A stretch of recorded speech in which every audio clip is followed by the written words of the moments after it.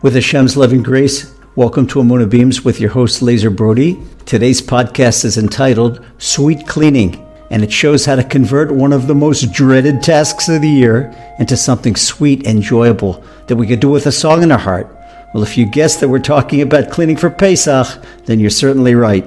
Well, let me preface with a story that I heard from my esteemed teacher, the Melitzer Rebbe.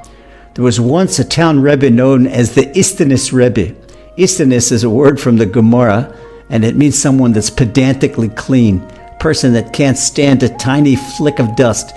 The Rebbe, he would have to have a plate that ate on perfectly shining, and he couldn't stand a flick of dust on any of his clothes.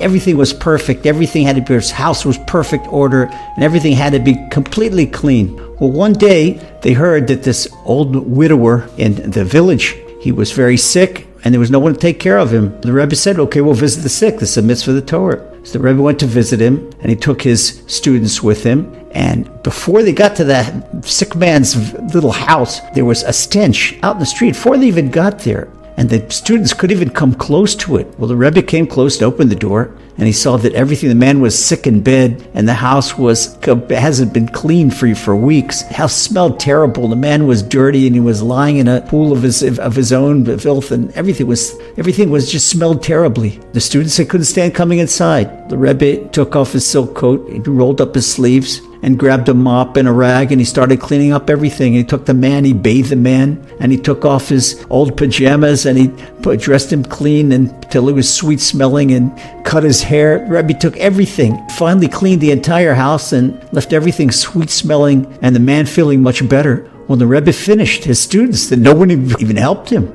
They said, Rebbe, you can't stand a flick of dust. You can't stand a tiny bit of dirt. How could you possibly clean for that man? Well, the Rebbe said, fact for myself. This is for my own personal self. Okay, my own personal self, my own personal preferences. But for the B'nai Shalom, for Hashem, to do a mitzvah for Hashem, we could do anything for a mitzvah Hashem. In fact, doing a mitzvah for Hashem, helping a person and doing chesed, doing loving kindness for a person that's sick that can't help himself, that's a tremendous mitzvah. So every piece of dirt that I cleaned off that man was like honey. The Rebbe was so happy with it.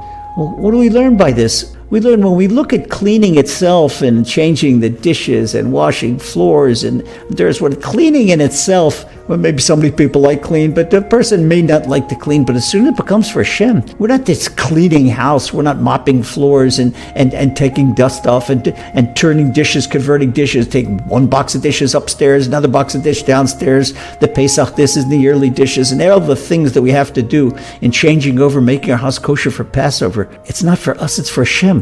We're doing a mitzvah of Torah by preparing ourselves for the mitzvah of Passover. And the mitzvah of Passover, we know when we get rid of the leavened bread in our domain, it's like getting rid of the Yetzer Hara, the leavened bread in our souls.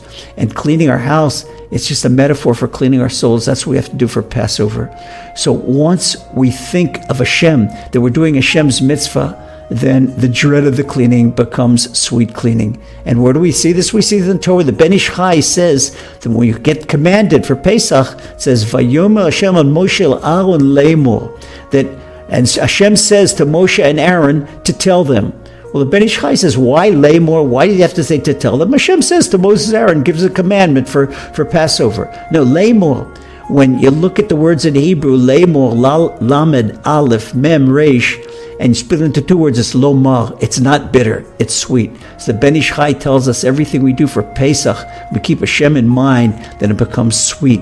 So the bitter cleaning, the bitter toil, the bitter herbs, they become sweet honey. And everyone should have enjoyable cleaning and wonderful preparations for Pesach and the happiest Passover you ever had in your life. Amen.